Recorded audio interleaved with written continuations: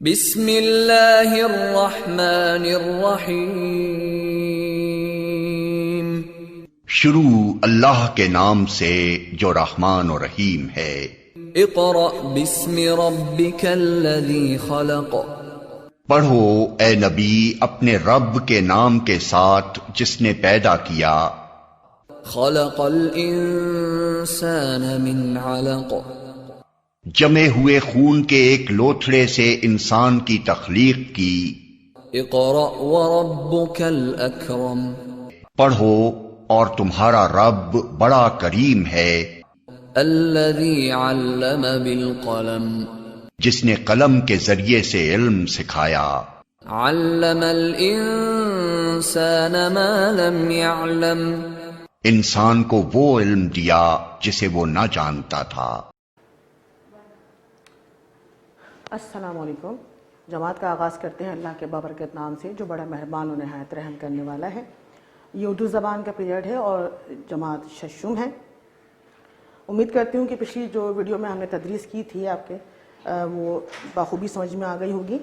आज जो इस वीडियो में यानी हफ्ता नंबर 5 की वीडियो नंबर 4 में जो हम आपको तदरीस करने वाले हैं आपकी किताब चंपा से, इसमें शामिल कवायद हैं। जैसा कि आप बोर्ड पे देख रहे हैं लिखा हुआ है कवायद सफ़ा नंबर 132 और 33 पर जो कवायद मौजूद हैं वो हम आपको यहाँ समझाएंगे कि क्या है। उसके बाद है तफ़हीम, खबरों को शायद सुर्खियों से मिलाना। ये खबरें जो हैं आप किस तरह से उसको लिंक बनाते हैं, मिलाते हैं। और दूसरा जो हमारे पास आ रहा है तंजीम बराए इस्लामी ताउन। यहाँ तक हमें आज इस वीडियो में आपको काम समझाना है और बताना है। तो आगाज़ करेंगे इस वीडियो का कवायद जो कि आपके पास सफ़ा नंबर 132 पर मौजूद है।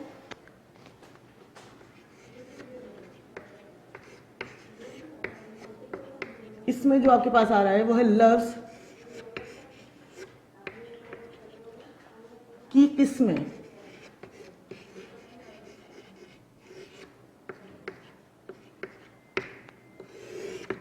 लफ्ज़ की किस्में, ठीक। हुर्फ़ तहज्जी यानी हुर्फ़ तहज्जी अगर मैं आपसे कहूँ तो आपके जहन में फ़ौरन क्या आता है? अलिफ, बे, पे, ते और छोटे जितने भी आपके पास हुरूफ आ रहे हैं ये सिर्फ हुरूफ़ तहज्जी कहलाते हैं। हुरूफ़ तहज्जी को मिलाकर लफ्ज़ बनाए जाते हैं, ठीक है। हुरूफ़ तहज्जी को जो हम मिलाते हैं तो लफ्ज़ बनता है। जैसे हमने जीम और बे को बनाया, ये बचपन में आपने 1, 2 में और केजी में आपने ये काम सारे देखे हुए हैं। जब हम इसको मिलाते हैं ये दोनों हुरूफ हैं, ठीक है। अब इनको जब हम मिलाएंगे तो ये क्या बन जाएगा? जब, यानी मुकम्मल एक लफ्ज़ बन जाता है। हुरूफ़ तहज्जी के हुरूफ को जो मिलाते हैं तो वो लफ्ज़ बनाते हैं। और लफ्ज़ की 2 किस्में होती हैं। 2 किस्में कौन सी होती हैं ये भी आप पढ़ चुके हैं। पहली किस्म क्या है? कलमा, ठीक। और दूसरी किस्म है इसका महमिल। अब कलमा और महमिल क्या है, ठीक। सवाल ये पैदा होता है कि कलमा और महमिल क्या है। अब कलमा क्या है? वो लफ्ज़ जिनका मतलब सुनने वाले को समझ में आ सके, ठीक है। यानी आप जो बात कहना चाह रहे हैं वो जिससे बात कर रहे हैं आप उसको अपने पूरी बात का मतलब समझा सकें, वो अल्फाज जो हैं वो क्या कहलाते हैं? कलमा कहलाते हैं, ठीक है। वो अल्फाज जो कि आपकी पूरी आपका जो मकसद है बताने का, किसी को कोई बात समझाना चाह रहे हैं, अगर उसकी समझ में आ जाती है तो वो क्या किस्में आती है? वो कलमा कहलाता है, ठीक है। अब महमिल क्या है? अब अगर कलमे की मिसाल दूं आपको कि कलमे की मिसाल जैसे कि आपको भूख लगी है तो आपने कहा रोटी। अब रोटी एक मुकम्मल लफ्ज़ है, ठीक है। जिसको भी बोलेंगे वो समझ में आ जाएगा उसके हाँ भी इसको भूख लग रही है, इसे खाने के लिए कुछ चाहिए। इसी तरह से क्रिकेट खेल का नाम है, आप वही समझ जाएंगे यहाँ पे क्रिकेट में क्या है। एक आपकी बॉल और आपको एक बल्ले की जरूरत होती है, क्रिकेट कहलाएगा, ठीक है। तो इसी तरह से ये क्या होता है? ये कलमा कहलाता है, यानी पूरी बात समझाना, ऐसे अल्फाज का इस्तेमाल करना। महमिल क्या है? महमिल वो अल्फाज जिनकी कोई मायने ना हो, यानी ऐसे अल्फाज जिनके अपने कोई मायने ना हो वो महमिल कहलाते हैं। अब महमिल कौन से मायने होते हैं, क्या अल्फाज होते हैं? जैसे कि हम कहते हैं रवानी में बोलते हैं भाई रोटी वोटी खाई आपने। अब रोटी क्या है? रोटी है कलमा, ठीक। कलमा। अब हमने जो वोटी का वोटी का जो लफ्ज हमने इस्तेमाल करा, अब वोटी जो है बज़ाहिर जो है वो कोई लफ्ज नहीं है, तो इसका मतलब ये क्या कहलाएगा, ये कहलाएगा महमिल। इसी तरह से खाना वाना, खाना वाना खाया आपने, जब मेहमानों को पूछते हैं भाई खाना वाना खाया, तो खाना क्या है, यह आ जाएगा आपके पास कलमा, और वाना क्या आ जाएगा, महमिल। यानी वाना अगर हम कोई वैसी लफ्ज देखें तो वाना का कोई सेंस नहीं बनता, कोई लफ्ज इससे कोई बात जाहिर नहीं होती, बस ये जो साथ में लफ्जों को हम रोजमर्रा जबान में इस्तेमाल करने लगे हैं उसमें जो है ये कलमा कहलाता है, जो पूरा सेंस दे वो कलमा कहलाएगा, और जो सिर्फ उसकी जल्दी में रवानी बोला जाता है खाना वाना, तो वाना जो कोई महमिल है, कोई इसका सेंस नहीं बनता। ठीक है, तो ये था आपके पास यहाँ तक कलमा क्या है, महमिल क्या है, आपने इस तरह से इस काम को करते हुए समझ गए होंगे। अच्छा, इसी में आपके पास जो हलशुदा मवाद स्कूल से मुहैया किया जाएगा आपके पास, उसमें सवाल है कि 5 ऐसे अल्फाज लिखने हैं जिनके साथ महमिल इस्तेमाल होते हैं।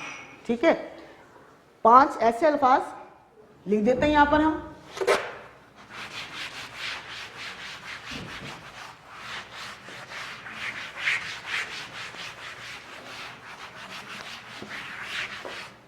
पांच ऐसे अल्फाज लिखेंगे जिसमें महमिल भी इस्तेमाल हुआ हो। ठीक है, तो नंबर 1 जैसी चाय, शाय, चाय शाय। नंबर 2 हमने इस्तेमाल किया था, मिसाल आपको जब दी, खाना वाना। नंबर 3 बच्चे अमूमन ये बोलते हैं भाई बर्गर शरगर। ठीक, अब ये कलमा, ये सारे स्टार्टिंग के जो अल्फाज हैं वो सब कलमा हैं, जो एंड में आ रहे हैं वो सब महमिल हैं। नंबर 4 नाश्ता वाश्ता। ठीक, नंबर 5 रोना वोना, रोना वोना। ठीक, अब देखिए जैसे आप देख रहे हैं कि जो स्टार्टिंग में लफ्ज आ रहे हैं इन सब का अपना एक मायने है। जैसे चाय मतलब समझ गए कि आपको टी की ऑफर की जा रही है, खाना बर्गर नाश्ता रोना, ये तमाम पूरे अल्फाज हैं वो जाहिर करते हैं कि अगले का कहने का मकसद क्या है। लेकिन शाय वाना शरगर और वाश्ता और वाना इसके अपने कोई मायने नहीं होते। ठीक है, तो ये महमिल हैं। इसके साथ ही अब हमारे पास जो कवायद में हम पढ़ेंगे वो है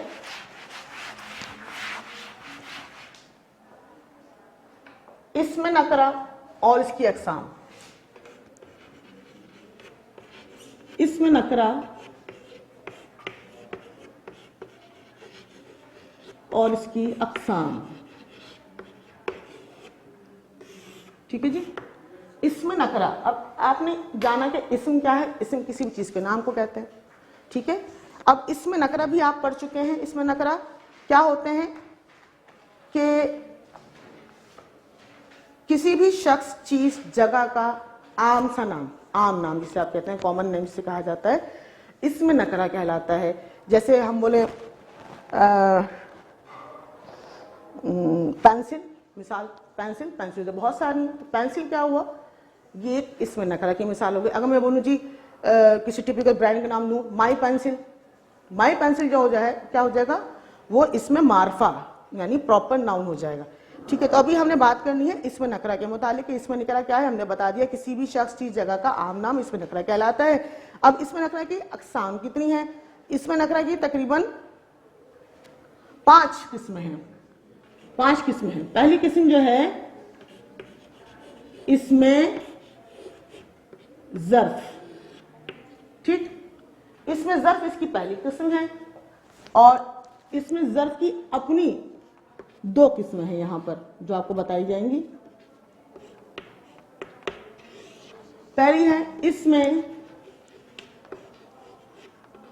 ज़र्फ़े ज़मा, दूसरी है इसमें ज़र्फ़े मकाम। ठीक है, पहले हम इसको जान लेते हैं कि इसमें ज़र्फ़े ज़मा का मतलब क्या है और इसमें ज़र्फ़े मका का मतलब क्या है। ज़मा जैसे जाहिर करता है कि ज़माना, ठीक है, एक टाइम पीरियड आपको इसमें दिया जाता है। इसमें ज़र्फ़ ज़मा में टाइम पीरियड, जैसे सुबह से, शाम से, रात को, इस तरह से इसमें टाइम आपको बताया जाता है। इसमें ज़र्फ़ ज़मा, ज़मा जो है लफ्ज़ आप समझ जाएंगे ज़माने को ज़ाहिर कर रहा है, ठीक है। इसमें वक्त का तयन किया जाता है। और दूसरा जो है इसमें ज़र्फ़ मकान, मकान यानी कोई भी प्लेस, कोई जगह के बारे में आपको, जैसे घर, मस्जिद, बाग, शादी हॉल, इस तरह से बहुत सारी चीज़ें, पार्क हो गए आपके पास। तो ये क्या है, मकान। मकान जो लफ्ज़ है जाहिर कर रहा है कि यहाँ पर इसमें ज़र्फ़ मकान में किसी भी प्लेस को आपको हाईलाइट करना होता है, बताना होता है, ठीक है। भी क्या कहलाता है, इसमें ज़र्फ़ मकान कहलाता है। ये तो हो गई अभी इसमें नकरा की पहली किस्म, और पहली किस्म की भी अपनी दो किस्में, ठीक है।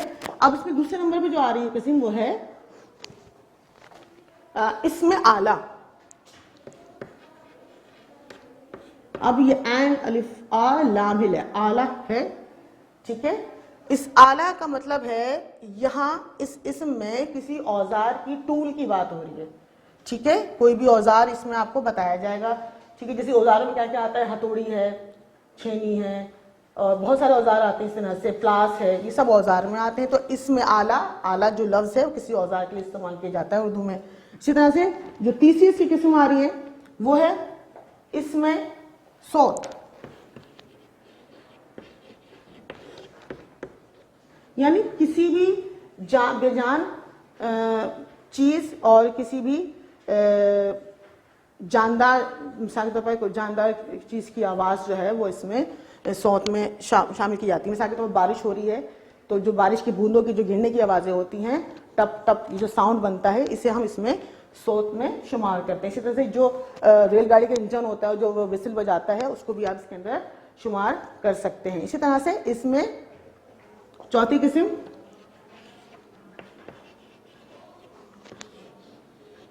तस्गीर, इसमें तस्गीर, ठीक, यानी तस्गीर को अगर हम ते हटा दें तो ये बन जाएगा सगीर। सगीर को कहते हैं अरबी में छोटा, ठीक है। यानी ऐसा इस्म जिसमें किसी भी चीज की छोटाई बयान की जाए। मिसाल के तौर पर डिब्बा से डिबिया, डिब्बा से डिबिया। इसी तरह से इसमें तस्गीर जो है वो किसी भी इस्म की छोटाई को बयान करने के लिए इस्तेमाल किया जाता है। इसके बाद जो इसमें आखिरी किस्म आ रही है, पांचवी, वो है इसमें मुकब्बिर।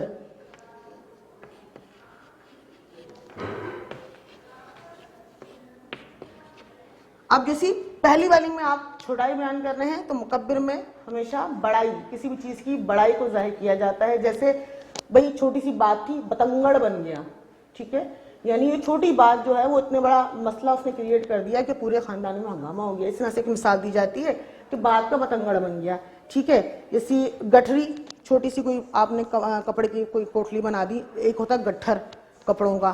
तो इस तरह से ये मिसाल जो है इसमें मुकब्बर में शामिल होती है। तो हमने आज ही जाना कि जी इसमें नकरा की तकरीबन 5 अकसाम होती हैं, जो कि उम्मीद करते हो समझ में आया होगा। अच्छा, साथ ही इसकी छोटी सी एक्सरसाइज है जो बुक में ही दी गई है आपको, लेकिन आपको बुक में सॉल्व करने के बाद इससे अपनी कॉपी में भी तहरीर करना है, ठीक है। 133 सफ़ा नंबर 133 पर एक्सरसाइज है, दुरुस्त अल्फाज चुनकर लिखिए।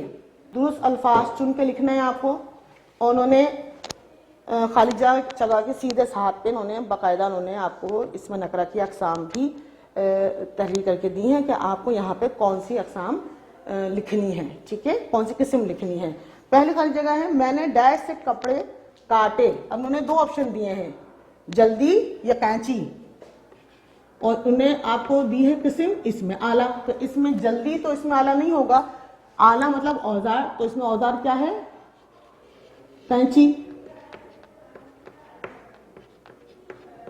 सही। नंबर 2, इसमें सोच लेना, इसमें आपको बाहर से गाड़ी की डैश सुनाई दी, पू पू या आवाज, ठीक है। तो इसका सही जवाब क्या होगा,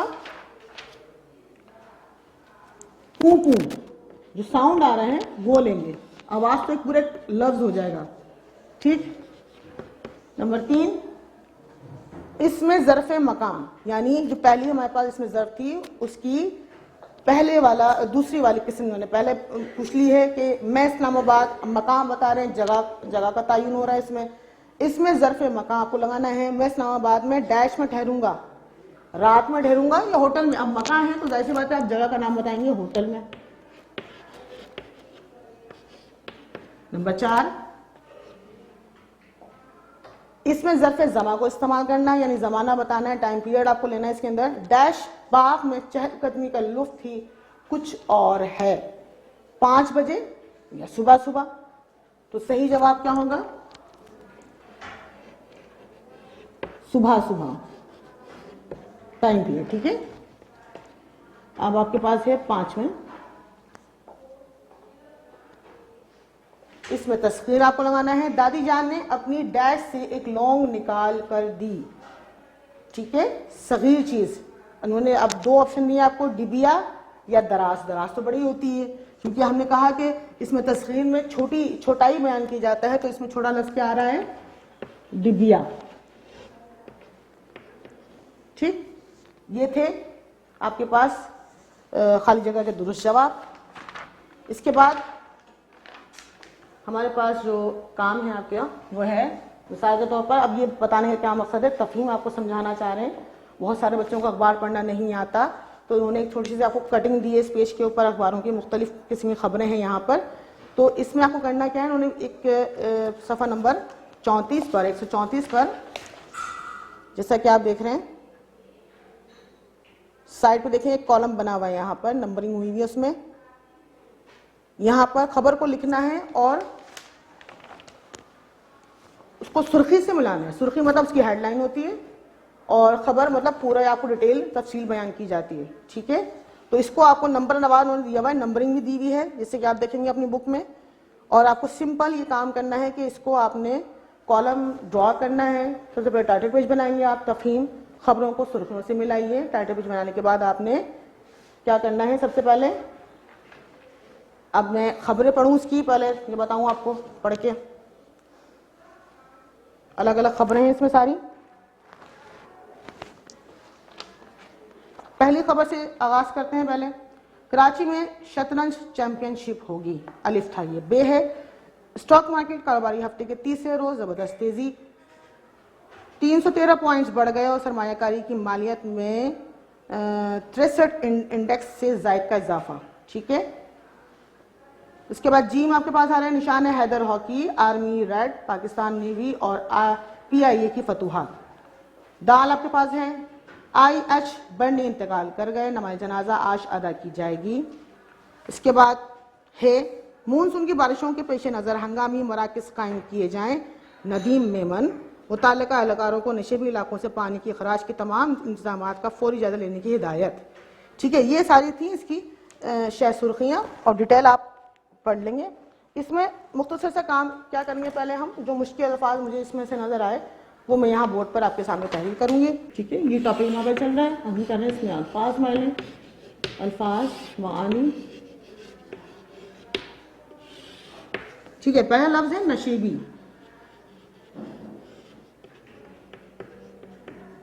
नशेबी, ठीक है। दूसरा लफ्ज आगे आ रहा है बेवक्त, सोगवारान, ताजियत,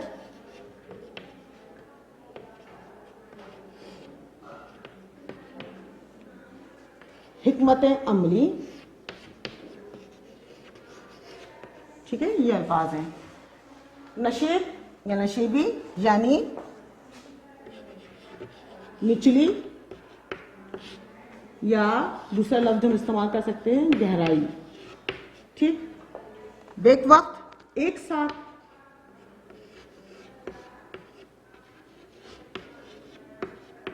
या दूसरा लफ्ज हम इस्तेमाल कर सकते हैं इसमें एक वक्त में। सोगवारान गमगीन लोग, जहाँ किसी की मैयत हो जाए तो अहले खाना को सोगवारान में शुमार किया जाता है। ठीक है, ठीक है। ताजियत गम में शरीक होना,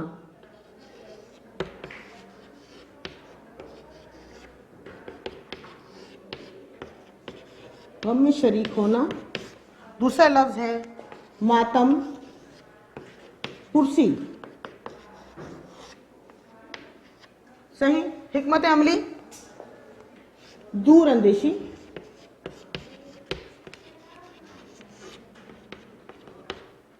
दूसरा लफ्ज होशियारी, यानी वक्त आने से पहले ही आपके पास उसका हल मौजूद हो, होशियारी। ठीक है, तो ये इसके जो आपके पास खबरें थी उसमें जो मुश्किल अल्फाज थे उनके मानी यहाँ पर तहरीर किए गए हैं। दोबारा पढ़ लेते हैं। नशेबी, इसके माने होते हैं निचली गहराई। बैक वक्त, एक साथ, एक वक्त में। सोगवरान गमगीन लोग। ठीक। ताजियत, गम में शरीक होना या मातम कुर्सी। हिकमत अमली, दूरअंदेशी, होशियारी। इसके साथ इसके 4 से 5 हमने इसमें से वाहिद जमा भी मुंतखब किए हैं। कॉलम बनाएंगे वाहिद जमा। ठीक है। पहला लफ्ज है फतह। दूसरा लफ्ज मरकज, खारिज, ज़्यादा, इलाका। ठीक है। तो फतह यानी जीत का जो जमा होगा वो होगा फतुहात।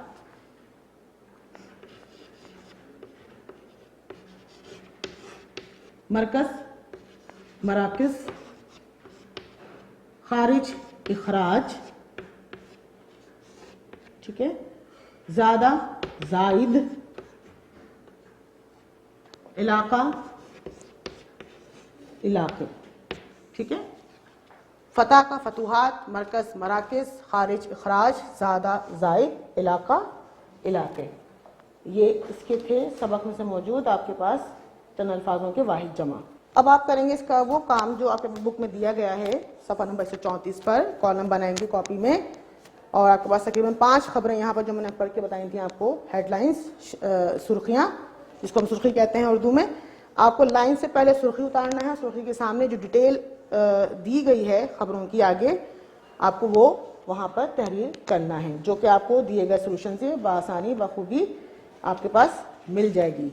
ठीक है। और खबर का आपको खबर नहीं लिखनी है, खबर के नंबर डालने, जो नंबर यहाँ खबर में दिए गए हैं कि आपके बुक में, वो नंबर आपको यहाँ पर तहरीर करने हैं। इसके साथ आपको जो एक दूसरा काम, दूसरा सवाल इस सबक में, क्योंकि सबक में सवाल जवाब नहीं दिए गए तो ये बनाए गए हैं। इसके साथ ही दूसरा सवाल जो दिया गया है वो है मौजूदा मुल्की हालात पर 2 कॉलम। कॉलम क्या होते हैं? सिंपल, इसी अखबार में आप देखते हैं ये कॉलम कहलाते हैं।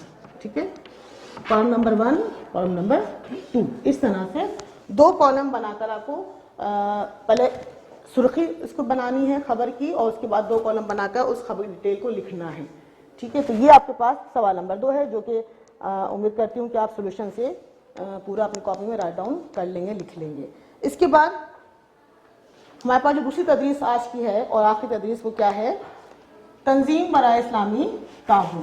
आज की वीडियो की आखिरी जो हमारे पास सबक है वो है आपके पास तंजीम बराए इस्लामी ताउन। इसमें जो आपके पास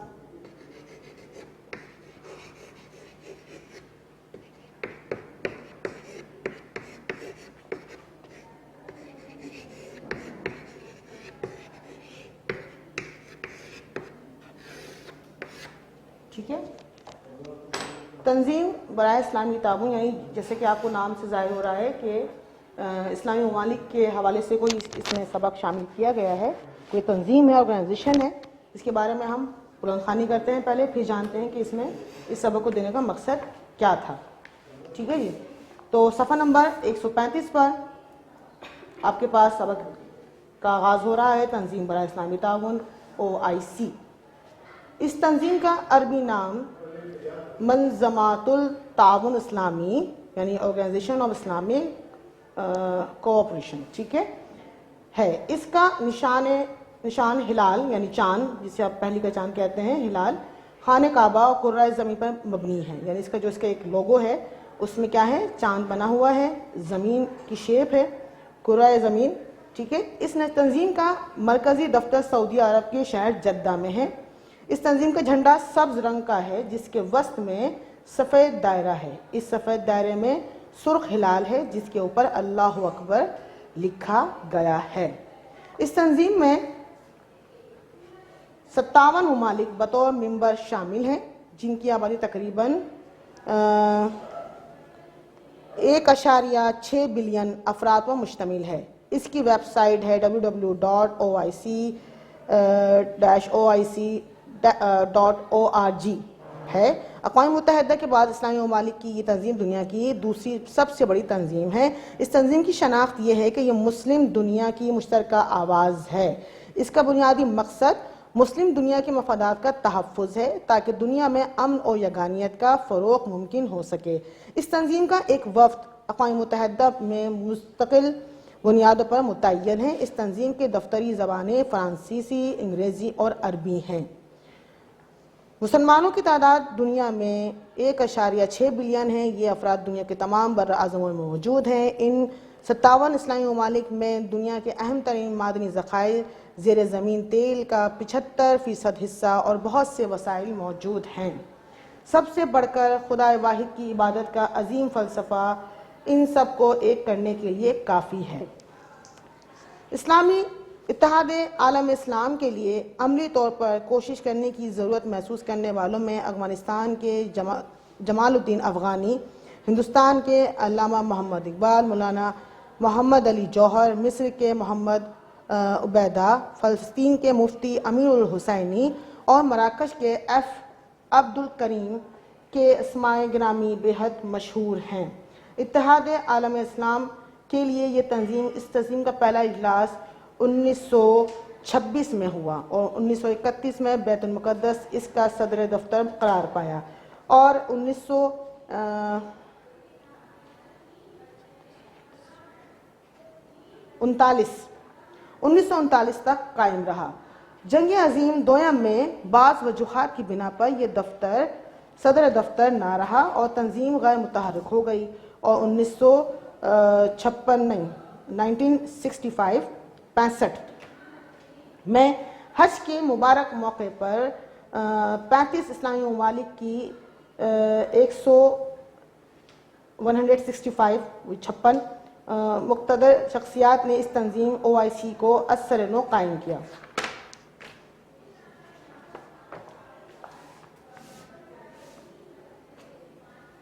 अच्छा, 1969 में मराकश के शहर रबात में इसका पहला इजलास मुनक्किद हुआ और इस इजलास में तकरीबन 24 ममालिक इस्लामी ममालिक के सरबराहान शरीक हुए थे, इसलिए इसे पहली इस्लामी सरबराही कॉन्फ्रेंस कहते हैं। इस तंजीम का दूसरा इजलास 1974 में साबिक वज़ीर आज़म पाकिस्तान जुल्फ़िकार अली भुट्टो की सदारत में लाहौर पाकिस्तान में मुनक्किद हुआ। इस इजलास में 40 इस्लामी ममालिक ने शिरकत की। इस तंजीम के इजलास मुख्तलिफ मौक़े पर मुनक्किद होते रहते हैं। वसाइल से मालामाल ये तंजीम इस मकसद के लिए कोशा हैं कि मुसलमान ममालिक के माबैन माशरती, तिजारती, मुआशी, इक़्तिसादी रिश्ते मजबूत बनाकर मुस्लिम उम्मत को मुत्तहद किया जाए और मज़लूम मुसलमानों की इमदाद और आनत और हिमायत की जाए। ये तंजीम अपने हफ्त रोज़ा द मुस्लिम वर्ल्ड में इस्लामी आलम इस्लाम को दरपेश मसाइल और मनफी हालात को मद्देनज़र रखते हुए मज़ामीन शाया करती है। एक हो मुस्लिम हरम की पासबानी के लिए नील के साहिल से लेकर ताबखाए काशकर। ये आपके पास था सबक इस्लामी तंजीम बराए इस्लामी ताउन OIC। ठीक है, यहाँ पर सबक से मुंसलिक कुछ अल्फाज मायने।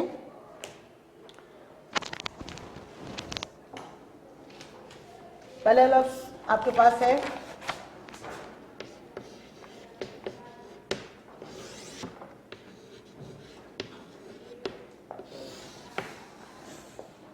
वस्त। ठीक,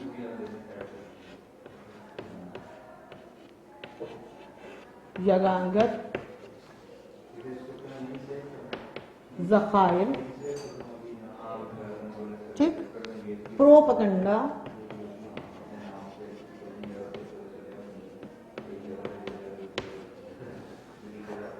मुक्तदिर, इक्तिसादी,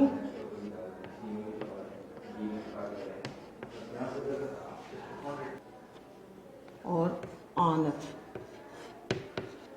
वस्त के मायने हैं दरमियान, यगानगत, कराबत या इत्तेफाक, ज़खायर, ज़खीरे की जमा, ठीक है। प्रोपेगेंडा,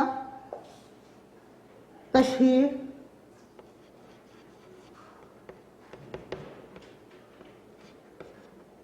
तशहीर या ढंढोरा,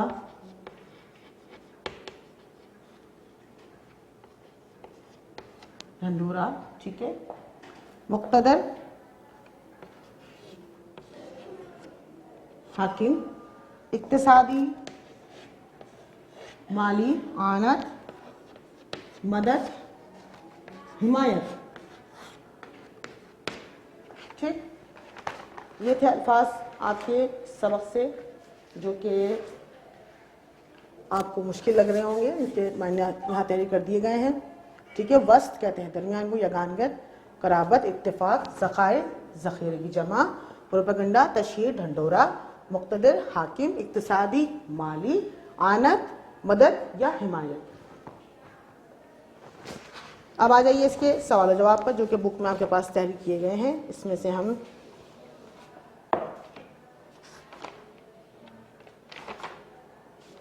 सवाल नंबर 1 का जवाब पहले देख लेते हैं कि सवाल नंबर 1 आपके पास है, इस तंजीम का निशान किन चीज़ों पर मबनी है, ठीक है। तो जवाब इसका मुख्तसर सा ये है कि इस तंजीम का निशान हिलाल, खाने काबा और कुर्राए ज़मीन पर मबनी है। सवाल नंबर 2, इस तंजीम में कितने इस्लामी ममालिक बतौर मेंबर शामिल हैं। इस तंजीम में 57 ममालिक बतौर मेंबर शामिल हैं। अच्छा, सवाल नंबर 3 है, कौन सी तंजीम दुनिया की सबसे बड़ी तंजीम है। तो सबसे बड़ी तंजीम जो इस वक्त है वो है अक़वाम मुत्तहिदा। तो आपने ये तैयारी करना है, अक़वाम मुत्तहिदा दुनिया की सबसे बड़ी तंजीम है। इस तंजीम की शनाख्त तो बुनियादी मकसद क्या है, ठीक है। अब जो तंजीम OIC है इसके बारे में बात की जा रही है कि इसका बुनियादी मकसद क्या है। इस तंजीम की शनाख्त ये है कि ये मुस्लिम दुनिया की मुश्तरका आवाज़ है, ठीक। इसका बुनियादी मकसद मुस्लिम दुनिया के मफादात का तहफ़्फ़ुज़ है। ये इसका जवाब है मुख्तसर सा। सवाल नंबर 5 है, इस्लामी ममालिक में कौन से अहम वसाइल मौजूद हैं, वसाइल मौजूद हैं, ठीक है। इस्लामी जवाब है, इस्लामी ममालिक में दुनिया के अहम तरीन मादनी ज़खायर, ज़ेर ज़मीन तेल का 75% हिस्सा और बहुत से वसाइल मौजूद हैं। सवाल नंबर 6 आपके पास है यहाँ, असर-ए-नौ कायम होने के बाद इस तंजीम का पहला इजलास कब और कहाँ हुआ। तो उसका जवाब था, असर-ए-नौ कायम होने के बाद इस तंजीम का पहला इजलास 1969 में मराकश के शहर रबात में हुआ, ठीक। सवाल नंबर आपके पास आ रहा है यहाँ पे 7, दूसरा इजलास कब और कहाँ हुआ और इसमें कितने ममालिक शरीक हुए, ठीक। तो दूसरा इजलास है, दूसरा इजलास इसका 1974 में लाहौर पाकिस्तान में हुआ और इसमें 40 ममालिक ने शिरकत की, 40 ममालिक ने शिरकत की। बस हमें यहीं तक इसका मशक़ी काम सर अंजाम देना था। घर का काम,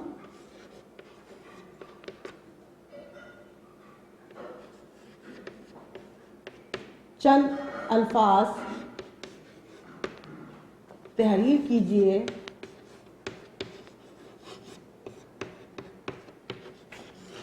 जिनमें महमिल भी इस्तेमाल किया जाता है, ठीक है। ये सवाल है आपका। चंद ऐसे अल्फाज आपको अपनी कॉपी में तहरीर करने हैं कि जिसके साथ आप महमिल के लफ्ज़ को भी शुमार करते हैं, इस्तेमाल करते हैं। जैसे हमने बनाए थे चाय वाय, खाना वाना, बर्गर शर्गर, इस तरह से आपको इन अल्फाजों के अलावा 5 अल्फाज अपनी कॉपी में तहरीर करेंगे। चाहे तो इसी सवाल जो हमने किया था 5 अल्फाज वाला, इसी के नीचे भी आप होमवर्क लिखने के बाद ये 5 अल्फाज तहरीर कर सकते हैं। उम्मीद करती हूँ कि आज की जो हमारी तदरीस थी वो काम आपको मुकम्मल समझ में आया होगा। इसके साथ ही अगर आपको ना समझ में आए कुछ तो इस वीडियो को बार आप दे सकते हैं, इस्तेफादा हासिल कर सकते हैं। अपना ख्याल रखिएगा, अगली वीडियो तक इंशाल्लाह फिर हाजिर होंगे। अल्लाह हाफिज़।